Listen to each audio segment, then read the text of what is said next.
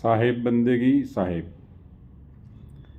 તમે તારો તો અમે તરીએ, પૃથ્વીના માલિક તમે તારો તો અમે તરીએ, ગુરુ તારો પાર ન પાયો, પૃથ્વીના માલિક તમે તારો તો અમે તરીએ. આ શબ્દો એક એવા જગપ્રસિદ્ધ દિવાયત પંડિત મહારાજના મુખેથી ઉચ્ચારાયેલા શબ્દો છે. જ્યારે શોભાજી મહારાજનો એમને ભેટો થયો અને એ શોભાજી મહારાજે દિવાયત પંડિતના અંતરના દ્વાર જ્ઞાન કૂચી વડે ખોલી નાખ્યા અને એ દ્વાર ખુલતા જ દિવાયત પંડિત મહારાજને જ્યારે એક એવા અગમ નિગમના અદ્ભુત દર્શન થયા, તો એ દર્શન પામ્યાનો એક એમનો ઉપકારિક ભાવ, એ ઉપકારિક ભાવ રજૂ કરતાં એમણે છેક એ જ્ઞાનની ગંગોત્રી સુધી જઈને ગુરુના ગુણ વખાણતા આ શબ્દો ઉચ્ચાર્યા છે કે ગુરુ તારો પાર ન પાયો, પૃથ્વીના માલિક તમે તારો તો અમે તરીએ. દિવાયત પંડિત મહારાજની ચેતન સમાધિ આજે આપણા અરવલ્લી જિલ્લાના એક ગઢ ગિરનાર ગણાતા દેવરાજ ધામ પર એમની ચેતન સમાધિ છે મા દેવલને સાથે. તો આ મહાપુરુષ એમના જીવનમાંથી એટલી બધી આપણને પ્રેરણા આપે છે, ગુરુ પ્રત્યેનો એક અહોભાવ જગાડે છે, ગુરુ પ્રત્યેનો એક આવિર્ભાવ જગાડે છે આપણા હૃદયમાં કે ગુરુ મિલા તો સબ મિલા, નહીં તો મિલા નહીં કોઈ, માત પિતા સુત બાંધવા સો તો ઘર ઘર હોય. એવા પારખનિષ્ઠ, એવા અનુભવી, તત્વસાર, તત્વદ્રષ્ટા, બ્રહ્મનિષ્ઠ, તત્વવેતા, બ્રહ્મવેતા, બ્રહ્મસોત્રીય એવા સદગુરુની પ્રાપ્તિ થાય અને ગુરુ શિષ્ય વચ્ચેનો એક સુભગ સમન્વય સધાય. સ્વયંવર સતગુરુના દેશમાં પરણે શબદને સુરતા નાર. શબદને સુરતાનો જ્યારે સદગુરુ ભેટો કરાવે અને પછી બ્રહ્મ પ્રગટ કરાવે, એ દશામાં આવા અલૌકિક અગોચરવાસી શબ્દનો એક ઝરો એક ફૂટી નીકળે.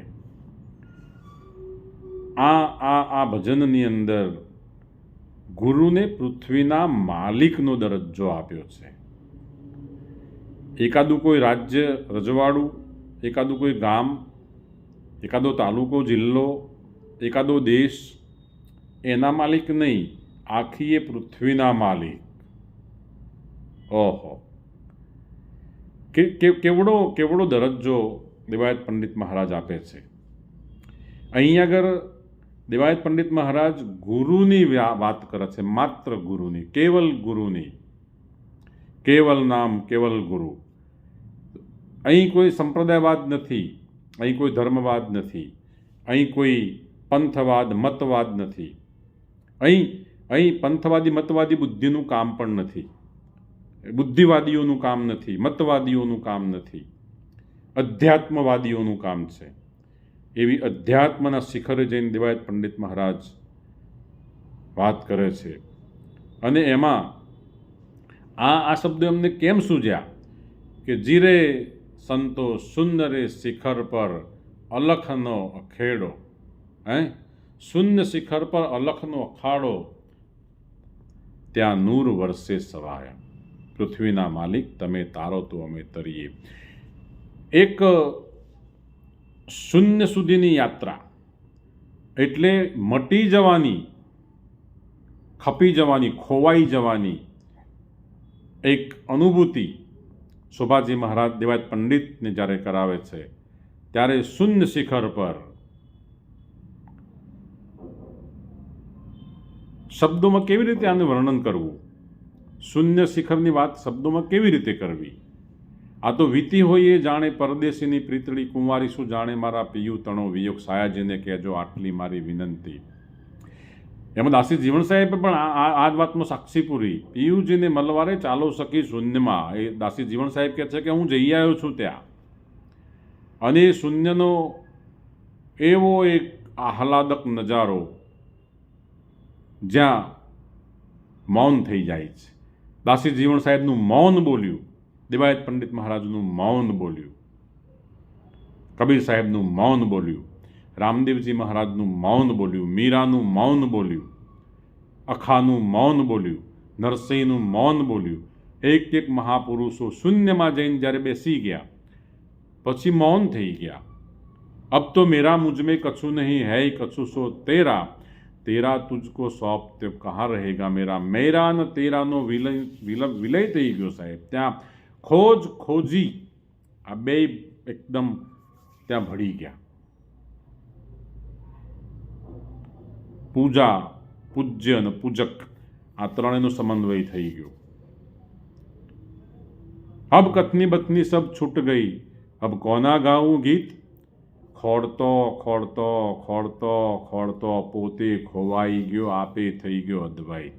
હવે તો દ્વૈતાદ્વૈતથી પણ પર શૂન્ય અવસ્થા. એ શૂન્યની અંદર મોજ, એ શૂન્યની જે મજા, એ શૂન્યનો આનંદ જ્યારે દેવાયત પંડિત મહારાજને લૂંટવા મળ્યો, એમને લાદ્યો, ત્યારે એ મૌન ન રહી શકે, એમનું મૌન બોલાઈ ગયું. શૂન્ય રે શિખર પર અલખનો અખાડો, ત્યાં નૂર વરસે, નૂર કેવલ નૂર, આગે નૂર પીછે નૂર, ऊपर नीचे नूर है, आजू बाजू नूर है, नूर में सब भरपूर है. ભરપૂરની વાત કરીએ, હવે એન્ડ આવી ગયો. હવે આ વાત કરવી કેવી રીતે ભરપૂરની વાત આવે ત્યારે. રવિ સાહેબ એક જગ્યાએ કીધું કે હું વિના ઠાલો નહીં કોઈ ઠામ. હું એટલે અહંકારવાળું હું પણ નહીં, અનુભૂતિનું હું, જ્યાં કેવલ અનુભૂતિ થઈ છે કે બસ કેવલ એક મેં, જગતનું વળગાડેલું મેં નહીં, જગતની પરંપરાગત, જગતની અનુકરણીય રીતોથી એ જડવાદી અધ્યાત્મવિહીન અનાત્મવાદી મેયની વાત નથી, આત્મવાદી મેયની વાત છે અહીંયા આગળ.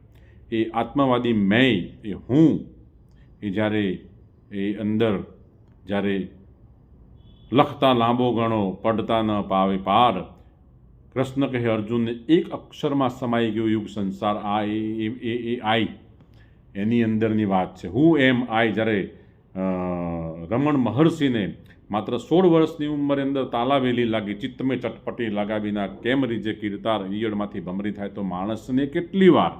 ને રમણ મહર્ષિ નીકળી ગયા કે આ બધાની અંદર વારંવાર બધા લોકો મરે છે તો મરે છે શું, આટલા બધા જન્મે છે તો જન્મે છે શું, અને જન્મ અને મરણની વચ્ચે આ દેહની અંદર છે કોણ, હું કોણ છું, એ હું એમ આઈ. આની ખોજમાં રમણ મહર્ષિ નીકળી ગયા અને એમને પ્રાપ્ત, હિમાચલની અંદર એમણે પ્રાપ્ત કરી આ વસ્તુ.